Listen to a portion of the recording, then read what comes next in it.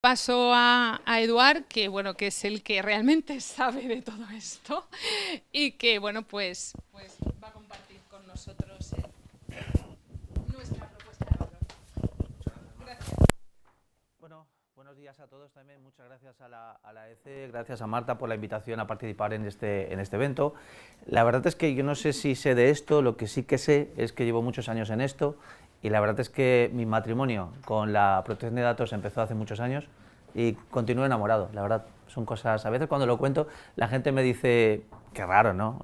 ¿Te pasa algo? Dice, no, pues me enamoré de esta materia en el año 2000, nada más salió la ley en 99, pues en el año 2000 empecé a dedicarme a esto y continúa este matrimonio, que creo que además con esta relación pues va a ayudar a mejorarlo. Y ahora nos ha salido un retoño, sí, estamos criando un retoño ya con esta mayoría de edad, y el retoño es el reglamento europeo. Entonces hemos visto la evolución, sabemos criar, porque ya hemos criado, hemos sido ya padres, y ahora vamos a empezar a aplicar ese conocimiento en aplicarlo al reglamento europeo. La idea que me planteo en esta exposición, en este tiempo, es simplemente, primero, acercaros a lo que es el nuevo marco normativo, unas pinceladas, aunque veo que la gente que estáis aquí sois especialistas y estoy seguro que también por streaming nos sigue gente que es muy especialista en esta materia, con lo cual simplemente unas pinceladas a lo que es el nuevo reglamento, a las novedades, para después aterrizar en concreto a lo que es la figura del DPO. Primero, unas pinceladas generales. Como sabéis, el reglamento europeo deroga la directiva 9546, es decir, hay una derogación del marco anterior y este nuevo marco normativo, como bien decía Marta, ya entró en vigor en el 2016, pero se nos ha dado un plazo a las organizaciones para que nos adaptemos a él y ese plazo vence en breve, en unos meses, en mayo del 2018. Entonces, en estos meses y más allá, porque habrá que continuar, tenemos que hacer un esfuerzo importante para adaptarnos a este nuevo marco que pretende armonizar u homogeneizar la dispersa, la asimétrica regulación que hasta ahora existía en los diferentes países. Sabéis que hasta ahora teníamos la directiva como un paraguas en protección de datos, pero después cada país, de forma asimétrica, tenía su propia legislación. El reglamento europeo tiene vocación de armonizar u homogeneizar estas dispersas regulaciones. Aunque tenían el paraguas de la directiva, pues la verdad que tenían peculiaridades. De hecho, no solo en aspectos de las obligaciones y los derechos, sino incluso en las sanciones. Y esto es un aspecto especialmente sangrante. Que la verdad, el reglamento europeo no va a acabar con todas las asimetrías. Pero bueno, en principio, como es directamente aplicable, el hueco que les queda a las legislaciones de protección de datos de cada país es menor, con lo cual, inevitablemente, las diferencias serán menores. No requiere transposición al derecho interno, el reglamento es directamente aplicable, como sabéis, y ya hemos visto que será exigible, por eso te pongo en rojo, plenamente exigible a partir de mayo del año próximo. Y bueno, la nueva LOPD, ya sabéis que el reglamento es directamente aplicable, pero le queda un espacio a la nueva LOPD. Sabéis que teníamos un anteproyecto, sabéis que desde hace unos pocos días tenemos un proyecto. La verdad es que creo que tenía una tarea muy complicada el legislador con este proyecto. Un reglamento que la verdad es que, en fin, parece que tenga vocación de alma de directiva, se dice. Una LOPD que la verdad es que cuando uno la lee parece que más que una ley orgánica tenga alma de reglamento de desarrollo. En fin, posición complicada la del legislador y aspectos interesantes en los que vamos a entrar poco a poco. Gran trabajo de las autoridades. Yo creo que esto no se suele decir. Creo que nadie suele valorar claramente el gran trabajo que desde la Agencia de Protección de Datos, desde las agencias autonómicas, desde el grupo de trabajo del artículo 29 y en general se está realizando en protección de datos. Sabéis que hay documentos, hay directrices, hay guías y yo os invito a los que no las conozcáis que las leáis. Creo que son un gran trabajo. Algunas de ellas las vamos a citar en esta charla. Las novedades, no voy a entrar a explicar las novedades una a una, simplemente las pongo a propósito, a modo de relación, para que veamos que de entre las novedades hay algunas que son más generales. Por ejemplo, la ampliación del ámbito territorial. Hasta ahora, pues sabéis que ha habido algunos pequeños roces, o grandes roces, más que pequeños, con las multinacionales, que sí con Google, sí Facebook, etcétera, sobre la aplicabilidad del reglamento europeo. El reglamento europeo esto ya lo dejaba claro, clarito, y en fin, el ámbito territorial se amplía. Pero después, la reflexión que yo os haría en relación con las novedades es que conviven viejos y nuevos conceptos, viejos y nuevos principios, viejas y nuevas obligaciones. Todo no cambia con el reglamento europeo. No es verdad que todo cambie con el reglamento europeo. Hay aspectos que incluso ya en las directrices de la OCDE en la década de los 80 ya se sostenían. El principio de seguridad, el principio incluso de transparencia, la calidad de los datos. Señores, las leyes no cambian de un día para otro de golpe, es una evolución. Pero hay, por ejemplo, nuevos conceptos, claro, el concepto de datos genéticos, el concepto de datos biométricos, son nuevos conceptos que aparecen, no existían, no estaban en la LOPD, ni siquiera en el reglamento de desarrollo de la LOPD, por ejemplo, no estaban en la directiva 9546.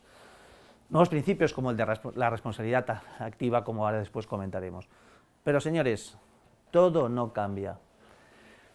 Creo que esta diapositiva, este slide, es muy interesante. ¿Por qué? Porque es otra forma de mirarlo. Mundo LPD, que llamo yo, mundo RGPD. Es decir, podemos ver una comparativa de las principales obligaciones. Es de verdad que en una diapositiva no se puede resumir todo, pero sí que creo que es importante que veamos cómo, por ejemplo, hay aspectos como la notificación e inscripción de ficheros, que ya sabéis que desaparece una obligación formal. No vamos a tener que inscribir los ficheros en la Agencia de Protección de Datos, pero que no inscribamos los ficheros en la agencia no significa, no supone que no tengamos que tener un inventario de los tratamientos de información. Entonces, ahora no voy a inscribir un fichero, que es el fichero de empleados, pero sí que voy a tener que disponer de un inventario, de un registro de los tratamientos que realizaba o que realizo sobre ese fichero de empleados. Entonces, yo ahora, ¿qué tendré que hacer? Tendré que granular, tendré que detallar en ese inventario, por ejemplo, siguiendo el ejemplo del fichero empleados, tendré una serie de tratamientos asociados a ese fichero. Por ejemplo, gestión de nóminas, por ejemplo, control horario, por ejemplo, formación del personal. Son los tratamientos normales que, poniendo el ejemplo de empleados, suele realizar una organización, con lo cual deberé inventariar los tratamientos e indicar para cada uno de ellos la información que dice el artículo 30 del reglamento. Los datos que se contienen en el tratamiento, las finalidades, las cesiones, las transferencias y una descripción general de las medidas de seguridad. Y con eso enlazo en un tema que posteriormente se menciona, que es que ya no tendremos que llevar un documento de seguridad. Ese churro que yo llamo siempre, eso que al final las organizaciones tenían desactualizado normalmente, tampoco se trata de generalizar al máximo, y que al final acababan actualizando si había una inspección o una auditoría, pues ese churro, siguiendo el esquema del de la agencia, la verdad pues ya no va a tener que ser así. Pero sí que vamos a tener que documentar la seguridad. No tendremos que tener un documento de seguridad, pero sí que tenemos que documentar la seguridad, porque parte de la seguridad es la seguridad documentada. Seguridad no documentada no es seguridad. No solo hay que hacer copias de seguridad, tengo que tener un documento que sea un procedimiento de cómo realizar las copias de seguridad. Con lo cual, no documento, sí seguridad documentada. Hay otros cambios que afectan más hay aspectos jurídicos, porque aquí sabéis que en esta materia hay un maridaje, ¿no?, de diferentes perfiles. Muchos se pueden acercar a la protección de datos, pero sobre todo, permitidme que haya un maridaje sobre todo entre más perfiles jurídicos y perfiles técnicos, aunque vuelvo a decir, hay gente de otros perfiles, organizativos, etcétera, que totalmente, pero la mayoría de gente que se dedica a esto son o juristas o técnicos. En fin, ¿por qué digo esto? Porque aquí hay una serie de cambios, de aspectos que cambian, que tocan a la pata jurídica, a la parte jurídica. Por ejemplo, las cláusulas. Las cláusulas en cumplimiento del deber de información, sabéis que vamos a tener que redactarlas todas, vamos a tener que modificarlas todas. Los contratos del artículo 12, ahora del artículo 28 del reglamento, los contratos de encargados del tratamiento. Vamos a tener que modificarlos. Bueno, he leído, si no lo habéis visto en el proyecto ya del LOPD, que al final se da un tiempo, también, un tiempo de gracia, para que los contratos firmados hasta ahora se prorroguen durante 4 años. O sea, se pueden prorrogar si no hay un plazo, o sea, una de dos. O si tenemos una finalización de la prestación del servicio, pues si se acaba el servicio, pues hay que firmar un contrato nuevo, pero si la prestación de servicio es sine die o no tiene plazo, se nos da un plazo de 4 años, porque el legislador se ha dado cuenta de que adaptarnos al reglamento no va a ser tarea fácil. Lo digo solo como anécdota que ayer leía en el proyecto de nueva LOPD. Ya sabéis que tenemos ya no solo un anteproyecto, sino un proyecto de nueva LOPD. Hay más cambios jurídicos y no vamos a poder entrar en detalles. Simplemente sabéis que los derechos famosos, los derechos clásicos, los derechos ARCO ahora se amplían, se incluye la limitación, el derecho a la portabilidad, el derecho al olvido, el derecho a la supresión en entornos online, que románticamente, de forma muy bonita, se le llama derecho al olvido. Y creo que, y aquí voy a acabar en esta parte, creo que es muy importante hacer referencia a este principio, que es uno de los más importantes del reglamento, que es el principio de la responsabilidad proactiva, que supone que al final haya una serie de, haya una postura por parte de la organización de madurez en esta materia y que, entre otras cosas o entre otras medidas, además de dejar en manos de las organizaciones que sean quienes decidan las medidas a adoptar, ojo, cosa bastante, presunción de madurez de las organizaciones que me preocupa un poco porque no todas están maduras. Ahora no tenemos que utilizar la relación de medidas que decía el Reglamento de Desarrollo de la LOPD. Sabéis que el Reglamento de Desarrollo de la LOPD decía, si los datos son de nivel básico, artículo 81, que son estos de nivel medio y estos de nivel alto, y en función del tipo de datos unas medidas. Ahora no. Ahora vamos a tener que realizar un análisis de riesgos y en función del análisis de riesgos adoptar unas medidas de seguridad. Y seremos nosotros los que tenemos que hacer ese análisis de riesgos, la organización, y tomar medidas, tomar decisiones. Y entre esas medidas destaca precisamente la figura, el nuevo rol del DPO. Vamos a intentar llamarle DPD, a veces yo inevitablemente le llamaré DPO, porque sabéis que a la agencia le gusta hablar en castellano, le gusta la protección de datos de jamón serrano, que digo yo, y por tanto intentaremos llamarle delegado de protección de datos o DPD, aunque inevitablemente a veces nos viene otra vez el término anglosajón. Y para esto debemos tener una hoja de ruta. No basta con que sepamos cuáles son las novedades, no basta con que sepamos qué tenemos que hacer. Necesitamos una hoja de ruta. Y esta hoja de ruta, los que estáis aquí en este foro, en un foro de calidad precisamente, sabéis que se ve muy bien o se enlaza muy bien con lo que es un PDCA, con un ciclo de mejora continua. Plan, Do, Check, Act. Ciclo de Deming o mejora continua. Y por tanto, en esta diapositiva tenéis ordenadas las tareas que hay que llevar a cabo en ese ciclo. Y no voy a entrar en detalle en ellas, simplemente deciros que en la fase de plan lo que acabaremos es teniendo como entregable un plan de mejora de nuestra privacidad. En la fase de Do implantaremos aquellas medidas, aquellos controles que hemos identificado para mitigar o eliminar los riesgos que se han identificado en la fase de plan.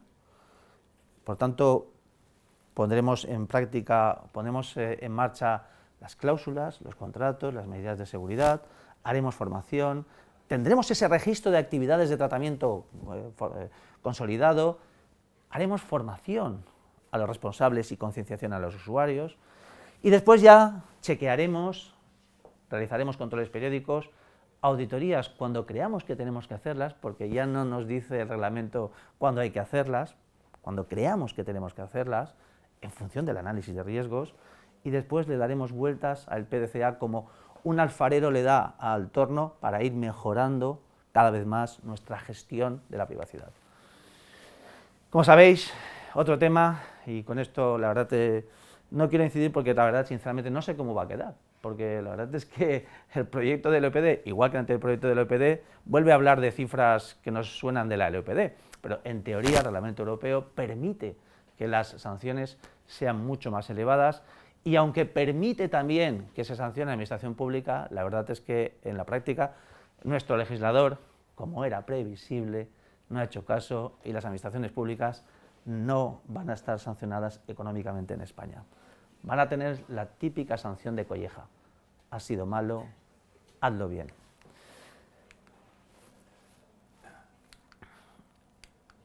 Vamos a hablar ya del DPD. Antecedentes. La gente piensa, o a veces la gente cree que el DPD es algo nuevo. No es algo nuevo, es algo que ya existía. Es una figura que además ya contemplaba la Directiva 95/46, pero no la establecía como obligatoria, sino que la Directiva 95/46 decía que los Estados podían desarrollar esta figura, las leyes de los Estados. Y es más, las instituciones comunitarias estaban obligadas, ciertas instituciones comunitarias, a disponer de esta figura. Y parte de lo que es, de la configuración actual en el reglamento de este rol, es fruto de la experiencia de estas instituciones comunitarias y de algunos países que sí que tienen una costumbre o una tradición en la figura del delegado de protección de datos. Además, en el año 2009, en la Conferencia Internacional de Autoridades de Protección de Datos, que yo estuve aquí en Madrid en esa conferencia, ya se habló del delegado de protección de datos. Pequeño espacio de publicidad, yo en el blog de Gobertis tengo unos articulitos, la verdad que creo que interesantes, en los que se habla de la figura del DPO, 4 artículos en los que profundizo en los aspectos que hoy voy a comentar de forma bastante sucinta. En primer lugar, os decía que la situación hasta ahora era una situación de no exigencia del DPO de forma generalizada y una situación asimétrica.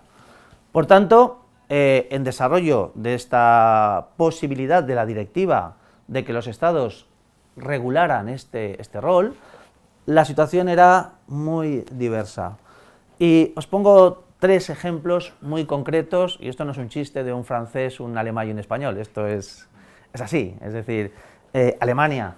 Alemania era un país que lo que hizo es que estableció el DPO, el DPD, como obligatorio en ciertos supuestos. Por tanto, Alemania sí que tenía la obligación, en Alemania su ley de protección de datos establecía la obligación de nombrar un DPO en ciertos supuestos. Francia lo estableció o recogió esta previsión y el DPD era voluntario, no obligatorio. Y en cambio en España, como sabéis, no se contemplaba en el reglamento de desarrollo de la LOPD, no se establecía este rol, simplemente había otro rol que todos conocemos, que es el de responsable de seguridad. Con lo cual, 3 ejemplos totalmente diferentes. No creo que sea mucha casualidad que en el reglamento europeo finalmente, pues parece que alguna de estas banderas ha tenido bastante importancia, bastante peso, como en otros aspectos a nivel europeo. Ahora, ¿qué es lo que cambia con el reglamento europeo? Como os decía, el reglamento europeo lo que establece es que todos los países, porque es de aplicación directa, están obligados a nombrar un DPO en ciertos supuestos, en 3 supuestos obligatorios. La verdad que tampoco el reglamento es un alarde de claridad en esto, y el grupo de trabajo del artículo 29 ha hecho un trabajo para mí magnífico en intentar explicar qué significa gran escala, qué significa control habitual y sistemático, observación habitual y sistemática. En fin, la verdad es que un trabajo complicado que yo simplemente en los articulitos que os decía lo que he hecho es copiar y pegar lo que ellos decían magníficamente, básicamente un poco destilar. 3 supuestos en los que cualquier organización está obligada a tener un DPD. En primer lugar, cuando hablamos de autoridades u organismos públicos, y eso en cada estado puede ser diferente el concepto, pero en España, obviamente, eso es una invitación a que toda la administración pública tenga que nombrar un DPO. Pero señores, no solo la administración pública, al igual que en el Esquema Nacional de Seguridad, hay muchas empresas que prestan servicios para la administración y que prestan servicios en los que suponen que tengan que meter la mano en los datos de la administración pública. En esos supuestos, también estas empresas deberían contar con un DPD. Por tanto, no solo hablamos de las administraciones, sino de las empresas privadas que prestan servicios a administraciones y que supone tratar datos de estas administraciones. Lo mismo que pasa con el Esquema Nacional de Seguridad.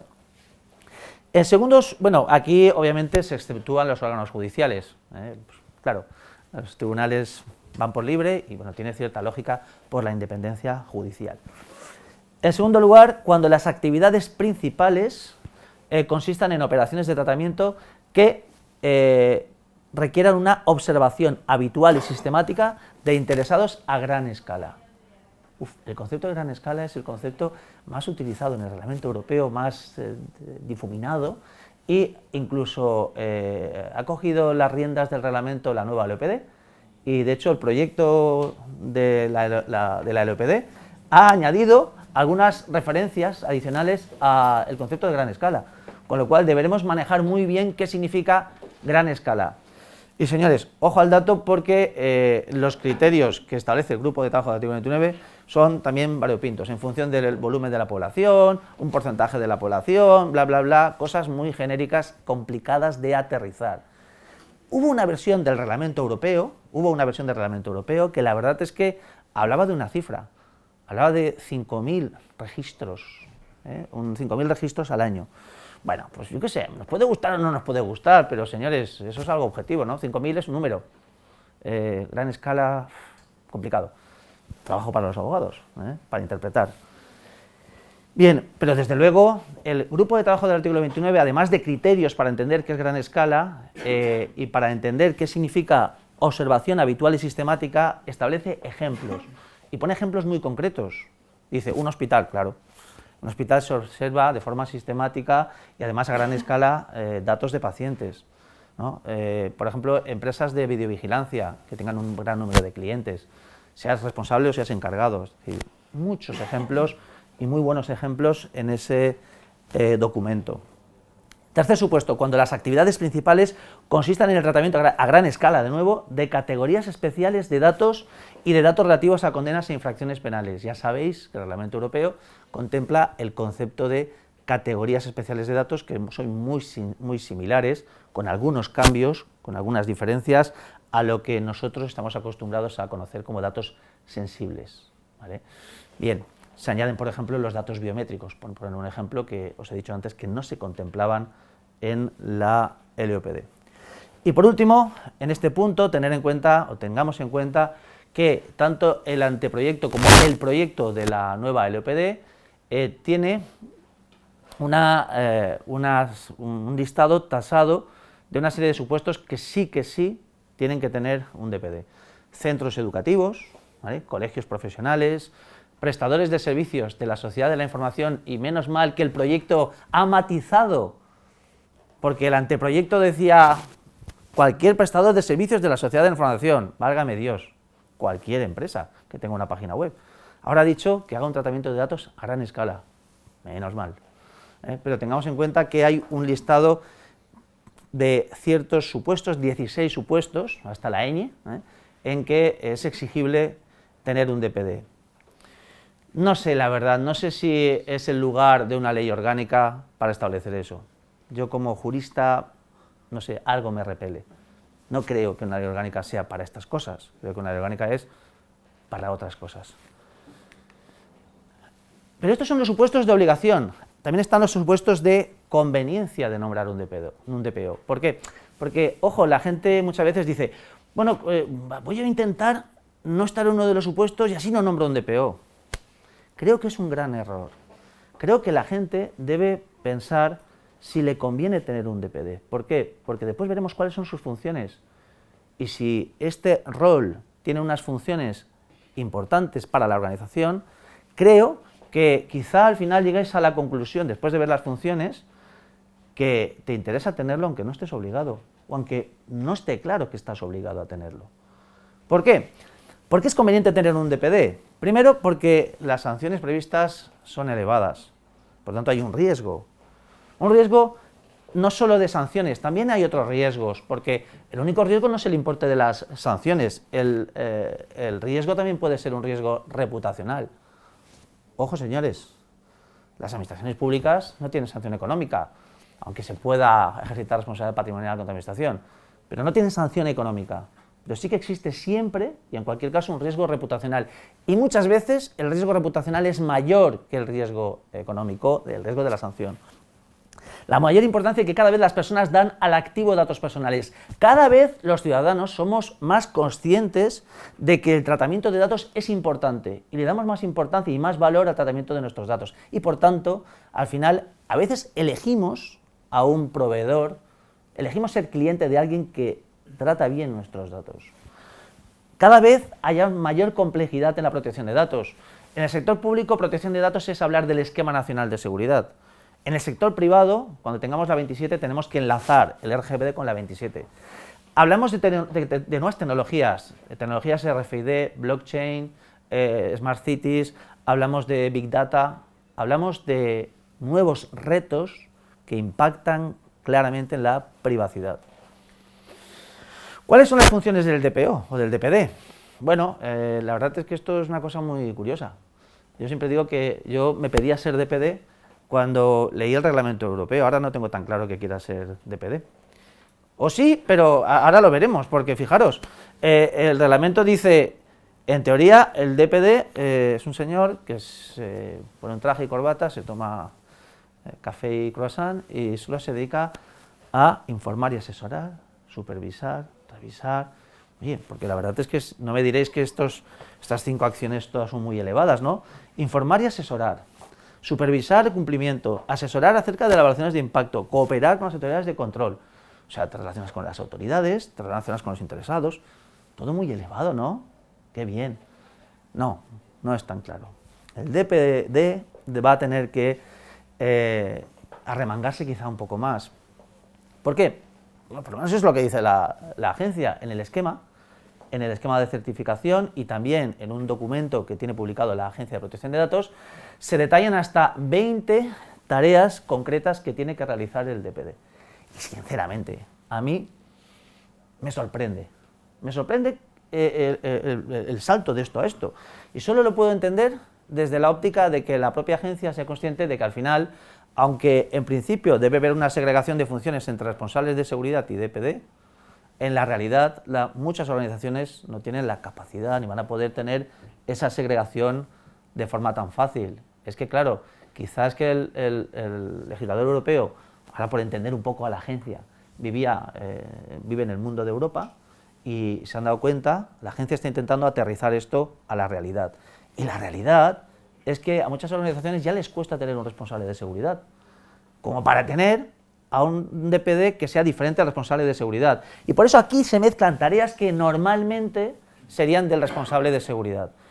Y fijaros, y por eso he marcado, no voy a hablar de estas tareas, las he puesto apuestas todas, precisamente para no hablar de ellas, solo para mencionar dos que cuanto menos son curiosas, porque son tareas sin verbo. Yo la verdad es que creo que, o sin verbo, o en algún caso, en esta que tiene verbo, contratación, no lo tengo muy claro. Fijaros, auditoría de protección de datos. Una de las funciones del DPO no tiene verbo, auditoría de protección de datos. ¿Qué hará el DPD? ¿Hará la auditoría? Hombre, yo creo que supervisará los resultados de la auditoría y tomará decisiones, ¿no? Ayudará a tomar decisiones, ¿no? Asesorará, supervisará la auditoría, ¿no?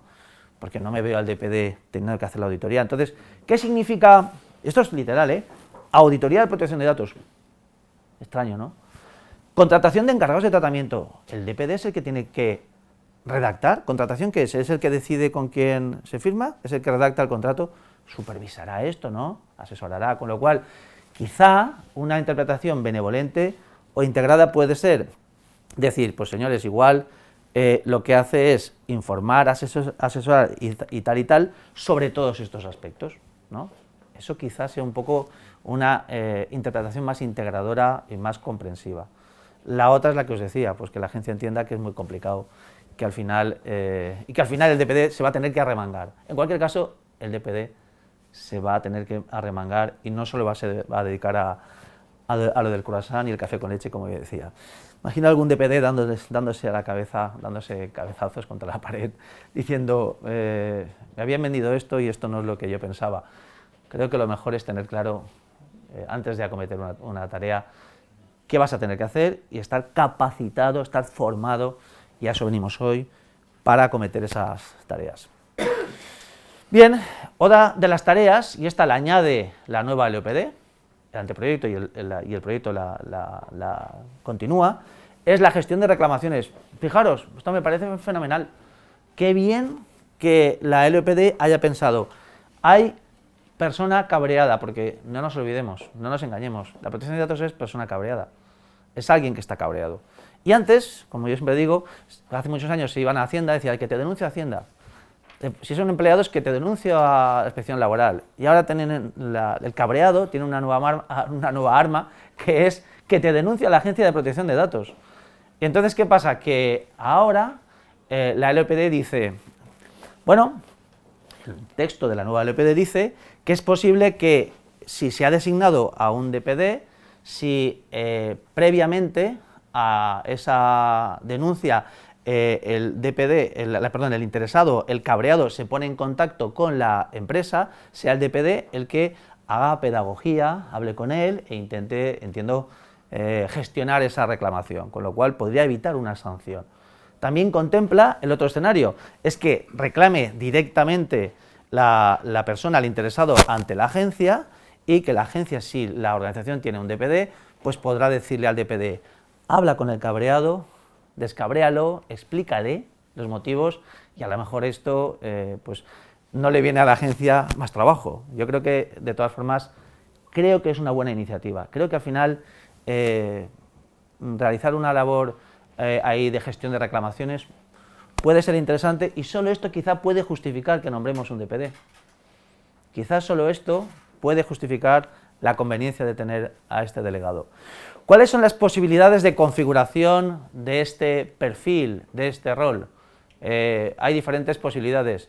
Por un lado, puede ser interno o puede ser externo. Puede ser una persona en régimen laboral, interno, podemos contratar a alguien en régimen interno, o puede ser alguien en régimen externo. Es decir, podemos contratar la prestación de servicios de profesionales especializados. Puede ser unipersonal o colectivo. Es decir, puede ser una única persona, o puede ser incluso una persona jurídica, o puede ser una única persona en una organización, o puede ser un comité o un colectivo. Pero en cualquier caso debería personalizarse en alguien, o que hubiera un interlocutor, una persona de contacto. Eso es muy importante en todos los escenarios. ¿Cuál es la mejor fórmula? No existe una mejor fórmula. Cada fórmula será mejor para cada escenario. No es lo mismo un ayuntamiento pequeño, en el que no tengan ni siquiera recursos y le pida a la Diputación que le preste un servicio de DPO externalizado, o que contrate a un profesional, a un consultor, que imaginemos en lo opuesto, un ministerio o una junta de una comunidad autónoma en la que existen diferentes consejerías, y ayer me preguntaba, precisamente una comunidad autónoma, si nombraba solo a un DPD para toda la junta. Y dije, hombre, ¿tú crees que ese hombre va a poder gobernar, puede manejar toda esa barca él solo? No sé, es que creo que a lo mejor no puede manejar todo eso. Entonces yo creo que realmente esto hay que ajustarlo al tamaño, a la idiosincrasia de la organización y a la sensibilidad de los tratamientos, porque no solo es el tamaño de una empresa. Hay empresas muy grandes cuyo tratamiento de datos no es sensible. Hay empresas más pequeñas que hacen un tratamiento más sensible de la información. Hablando ahora de la posición del delegado de protección de datos.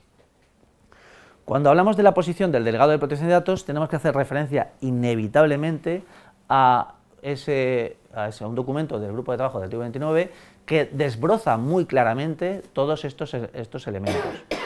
En primer lugar, dice el grupo de trabajo del artículo 29 que el delegado de protección de datos debe participar en todas las cuestiones relativas a la protección de datos. La organización no puede ser rácana, no puede escatimar, no puede intentar eludir su participación, con lo cual debe pedírsele opinión en todo. Es muy importante su participación. Es más, dice el grupo de trabajo del artículo 29 y dice la Agencia de Protección de Datos que esta participación tiene que ser en el momento más temprano posible. En el momento más temprano posible. Recursos necesarios. Se le debe dotar de todos los recursos necesarios. Y aquí no hablamos solo de recursos económicos. Hablamos de tiempo. Si yo contrato a un DPO o un DPD, pero este tiene otras tareas y tiene su mesa llena de tareas, si tiene que, además de lo que hacía, hacer de DPD, cómo va a hacer ese trabajo. Si no tiene tiempo, él dirá, sí, me he formado, yo sé de esto, pero si me pasas, esto es además de, pues a lo mejor no puede. Con lo cual, recursos económicos, recursos también en el sentido de tiempo. Y, ojo, incluso el acceso, dice, a las dependencias. Un DPD debe tener libertad para moverse en la organización y poder escudriñar, saber. No se le puede negar información. También recursos son acceso a información. Independencia, muy importante, un tema clave. El DPD es una persona que debe ser independiente en los límites o en la medida de que una persona puede ser independiente. Tampoco nos hemos caído nadie de aquí del higo o de la higuera y sabemos que el principio de independencia hay que leerlo de forma lógica, razonable, proporcional. En ese sentido, ¿qué significa en la práctica que un DPD sea independiente? Primero, que no debe recibir instrucciones en cómo debe de acometer él su trabajo. No se le debe dar instrucciones, debe ser libre a la hora de acometer su trabajo y que debe depender directamente del más alto nivel jerárquico de la organización, debe reportar directamente a la alta dirección. Otro aspecto importante, el despido o sanción. No digo que, bueno, yo he estado leyendo bastante en gente que sabe mucho más que yo del tema laboral y me he empapado de lo que han escrito y la verdad es que esta gente, que creo que con mejor criterio que el mío, con buen criterio, dice que efectivamente no se les asimila a los representantes sindicales, pero que sí que son un cargo de confianza y que como cargo de confianza que son, tienen una especial protección para que no se les despida por cualquier motivo. Eso no significa que estén blindados, no significa que un DPD no pueda ser despedido, por ejemplo, por una causa de despido objetivo. Como tampoco significa, y lo dice muy bien la nueva LPD, y lo matiza muy bien, que si un DPD realiza mal su trabajo y tiene o comete una negligencia, o ya no te digo, si emplea dolo en el desempeño de sus tareas, se le pueda despedir, y no solo despedir, exigir responsabilidades, como a cualquier hijo de vecino. La cosa es protegerlo para que pueda desempeñar bien su trabajo. Otra cosa es que el DPD haga lo que le venga en gana. No, pues tendrá esa responsabilidad. Ojo también, un tema, cuando hablamos de sanciones no solo hablamos de despido. Dice el grupo de trabajo del artículo 29, y dice muy bien, que las sanciones se pueden vertebrar de muchas formas. Por ejemplo, no te asciendo, no te pago pluses, no te pago tal, no te incentivo. Ojo, sanción no solo es como lo de el pecado, palabra, obra o omisión era algo así, pecar, pues aquí también se puede pecar o se puede sancionar por omisión. Pues no te premio y te estoy castigando, te estoy sancionando indirectamente, ¿no? ¿Compatibilidad con otras funciones? Pues conflicto de intereses. Dice el grupo de trabajo del artículo 29 que en principio tenemos que tener bastante cuidado con que no exista un conflicto de intereses con otros roles en la organización. Y por tanto dice que en principio el DPD no debería tener un cargo directivo, ni ser el director de TI, obviamente no el director general, ni el director TI, ni el director financiero, ni el director de recursos humanos, nada que tenga delante la palabra director debería ser el DPD. Vuelvo a insistir, pues todas estas cosas hay que ponerlas en práctica en organizaciones concretas, con unos recursos concretos, con unas personas, con unas capacidades. Yo os traslado fielmente lo que dicen las autoridades y después podremos hablar de esto en supuestos concretos y podremos aterrizarlo a diferentes realidades. ¿Cuáles son las cualidades de este DPD? Que yo lo he dibujado aquí con el clic este de Famóvil, quizá intentando acordándome más allá del año 2000 cuando yo tenía esa edad, en la edad de los clics de Famóvil, digo. Y aquí tenemos el Superman o el Super DPD, porque la verdad es que las cualidades que tiene que tener esta persona son de Superman o de Super DPD. Dice el reglamento europeo expresamente que tiene que tener 4 cualidades. Primero, debe tener cualidades profesionales requeridas para serlo, tiene que tener conocimientos especializados en derecho, no significa que tenga que ser abogado, ojo al dato. Yo soy abogado y no por eso tengo que ser corporativista ni equivocarnos. Hay gente que son abogados y no tienen ni idea, ni nunca tendrán, ni les interesa la protección de datos. Hay gente que son técnicos, gente que son economistas, que tienen un perfil empresarial o el que sea, y saben de protección de datos. Y eso sí, han hecho una formación, se han capacitado. Los cursos que comentaba Marta son cursos en que hay una parte importante de conocimiento jurídico, una capacitación en estos conocimientos de derechos y de conocimiento en protección de datos en concreto, porque uno puede ser abogado muy bueno en derecho laboral, o en fiscal, o en mercantil, y no tener ni idea de protección de datos. Es un ámbito muy concreto. Como yo no tengo ni idea de derecho laboral, o fiscal, o mercantil, no es mi área de especialización, ni me gusta, la verdad. Práctica en materia de protección de datos, ya lo veremos después. El esquema de certificación requiere no solo conocimientos, sino práctica, demostrar práctica. Los conocimientos además tienen que ir alineados, tenemos que añadir una capa de experiencia en la materia. Capacidad para ejecutar las tareas que hemos visto que tiene que ejecutar, pues tienes que tener la capacidad para ejecutarlas.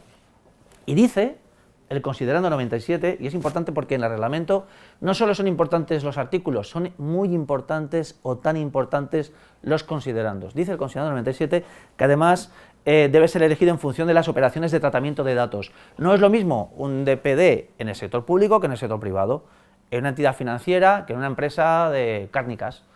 En cada caso hay que tener en cuenta el conocimiento del sector en el que se realizan tratamientos y el tipo de tratamientos que realiza la organización.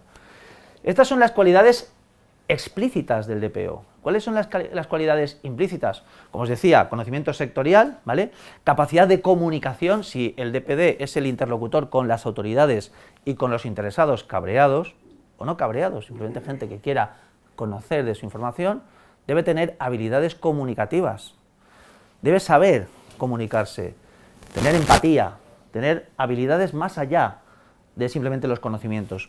Conocimiento de idiomas, depende también, si no hablamos de un ayuntamiento o de una empresa pequeña, no, si hablamos de una multinacional en la que haya una transferencia o tenga clientes en otros países, obviamente conocimiento de idiomas será más importante. Muy importante, esto sí que es muy importante. Esto sí que es muy importante, y vuelvo a decirlo, esto sí que es muy importante porque la gente que se ha aproximado a la protección de datos históricamente no ha tenido un conocimiento de lo que es la gestión de riesgos. Tú le hablas a un abogado de la ISO 31000 de gestión de riesgos, que es un estándar global, mundial, una ISO, y la verdad es que normalmente los abogados se asustan. Nos asustamos, yo no, porque ya tuve que ir al gimnasio de la gestión de riesgos. Todos tenemos que aprender, y no solo aprender de protección de datos, aprender de gestión de riesgos, porque uno de los cambios principales del reglamento europeo es que añade el análisis de riesgos como uno de los principales ejes a la hora de configurar el sistema de gestión de privacidad. Con lo cual, gestión de riesgos, gestión de riesgos, gestión de riesgos. Además, el grupo de trabajo del artículo 29 recomienda otras habilidades. Por eso os decía antes que al final el que sepa todo eso que levante la mano. Ni yo, complicado, nos tenemos que formar. Tenemos que adquirir todas esas competencias. ¿Y cómo acreditar esas competencias? ¿Cómo acreditamos esos conocimientos? Hay dos cosas diferentes. Una cosa es la formación y otra cosa es la certificación. Ya sabemos que, y lo ha dicho Marta muy bien, que existe un esquema de certificación cuyo propietario es la Agencia Española de Protección de Datos y cuyo supervisor, cuyo velador o el que vela, además de forma muy dura porque se cumpla perfectamente, como bien ha dicho Marta, es ENAC, ¿no? Lo conoce bien la AEC porque trabaja en esta materia certificando personas, como ha dicho Marta, hace muchos años. Pues bien, en esta materia en concreto, aterrizando lo que ha dicho Marta al tema de la protección de datos y del DPD, hay que dejar claro, en primer lugar, que no es exigible, no se exige estar certificado. Para ser delegado de protección de datos, no se exige estar certificado como delegado de protección de datos. Y esto hay que decirlo claramente. Ahora bien, lo que sí que se exige es que sepas hacer tu trabajo. Tienes que estar formado, tienes que tener capacidad para hacer esas tareas.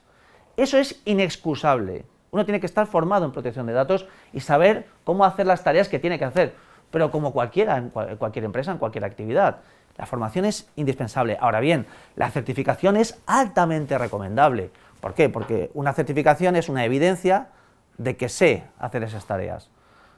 Está claro, es una evidencia. Y después ya no te digo, si hablamos de consultores, cuando realmente te tienes que enfrentar a un mercado muy competitivo, en el que al final hay gente que sí que exhibe esa certificación.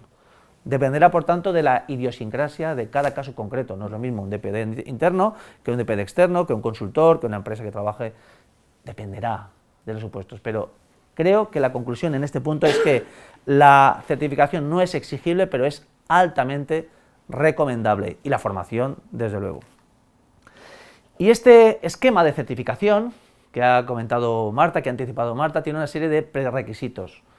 Los requisitos que establece balancean formación y experiencia. Aquí tenéis una tabla, la tabla sacada de ese esquema, en el que, como veis, se balancea la experiencia mínima exigida para poder certificarte con la formación mínima que debes disponer. Y lo que hace es una cosa muy lógica y muy razonable, y la verdad que está bien. De hecho, sinceramente, el esquema en general me parece que está bien, tiene cosas, mejoras, ha habido cambios, se harán cambios, pero vuelvo a repetir, yo cuando hay que criticar, critico, y cuando hay que alabar, alabo, y creo que hay un trabajo muy bueno que está haciendo la Agencia de Protección de Datos en esta materia. Balanceo, si tienes más de 5 años de experiencia, si tú puedes demostrar que hace más de 5 años que te dedicas a esto y que tienes una experiencia demostrable, no se te exige una formación mínima, claro. Pero si en cambio en el polo opuesto no tienes experiencia, porque empiezas a dedicarte a esto y nunca te has dedicado, se te exigen 180 horas de formación. Lógico, más experiencia, menos formación, más experiencia, es un balanceo lógico. Cuando hablamos de formación, no solo se habla de formación recibida, también vale la impartida. Los que nos dedicamos también a impartir, yo también recibo formación, pero imparto sobre todo más formación, también nos tenemos que preparar muy bien las clases que damos, y por tanto, preparando las clases también estudiamos, ya lo sabéis los que os dedicáis también a la docencia o a la formación, que tenemos que reciclarnos continuamente. En cualquier caso, y esto es muy importante, además de los requisitos de experiencia y formación, siempre se exige un examen, superar un examen, y ese examen va contra unas preguntas o sobre unas preguntas que están establecidas en el propio esquema. Son 150 preguntas teóricas y algunas sobre casos prácticos, 150 preguntas que por tanto van a versar sobre un temario que creo que es exigente, la verdad. Para acabar, simplemente creo que toda organización debería plantearse como mínimo estas preguntas. Estas preguntas os invito a los que estáis por streaming también a que os las planteéis, y estoy seguro que después la AEC abrirá en esos foros que decía Marta, y en esas ocasiones tendremos para hablar sobre ellas y profundizar sobre ellas. Y vosotros los que estáis aquí, después, si queréis, sobre estos temas podremos profundizar, y sobre otros temas. Pero yo creo que, como mínimo, tenemos que plantearnos esto. En primer lugar, ¿tiene mi organización una hoja de ruta clara, concreta, para adaptarse al RGPD? ¿Tengo una hoja de ruta? No tiene por qué ser la que he dicho yo. La que yo he dicho es una hoja de ruta. Otras pueden ser perfectamente válidas. Creo que la que yo he mencionado es válida, sobre todo porque se basa en estándares internacionales y porque está claramente probada. Pero hay otras que son válidas y además hay que ajustarla a cada organización. Todas las organizaciones tienen que llegar al mismo sitio, que es el cumplimiento. La forma en que lleguemos no tiene por qué ser la misma. Y el vehículo que utilicemos para llegar no tiene por qué ser siempre el mismo. Y descendiendo al DPD, que es lo que nos ha traído a esta sesión en concreto, 6 preguntas muy concretas. Primera, ¿mi organización debe de tener un DPD? ¿Estoy obligado a tenerlo? ¿Estoy en alguno de los supuestos que dice el reglamento o la nueva LOPD en que tenga que tener DPD? O, aunque no esté en esos supuestos, ¿me interesa? ¿Me conviene tener un DPD después de lo que hemos hablado y después de lo que vosotros rumiéis a partir de esto y de vuestros conocimientos en la materia? 2. ¿Sé quién o quién debe asumir este rol en mi organización? Porque el reglamento, las leyes, las directrices está muy bien, pero esto hay que aterrizarlo. Y eso se llama una persona con nombre y apellidos. No nos engañemos. Al final hay una persona con nombre y apellidos que va a tener que hacer esas tareas. ¿Sé quién es en mi organización? ¿Tengo claro quién tiene cara de DPD? Porque yo os aseguro que yo veo a alguien y alguien sé que tiene cara de DPD. Hablando con él 5 minutos, sé que tiene cara de DPD. Cara entre comillas. ¿Cómo se conjugará con otros roles y responsabilidades? ¿Cómo convivirá en mi organización, no en genérico, por ejemplo, con él o los responsables de seguridad? Y con el CISO, y con el CIO, y con el CEO, y con todas las abreviaturas que cuando me ven mis hijas hablar en esas abreviaturas dicen, papá, qué raro hablas. Digo, no soy yo, el mercado habla raro y el mercado habla así. ¿Seré mejor interno o externo, individual o colectivo en mi organización? ¿Cuál es el modelo que se ajusta más a mi organización? ¿Qué me interesa? ¿Cuáles son las tareas que deberá acometer? Os he dicho que el reglamento decía 5 y que ahí había 22, algunas sin verbo, otras difusas. ¿Cuáles son las concretas tareas que el DPD de mi organización va a tener que acometer?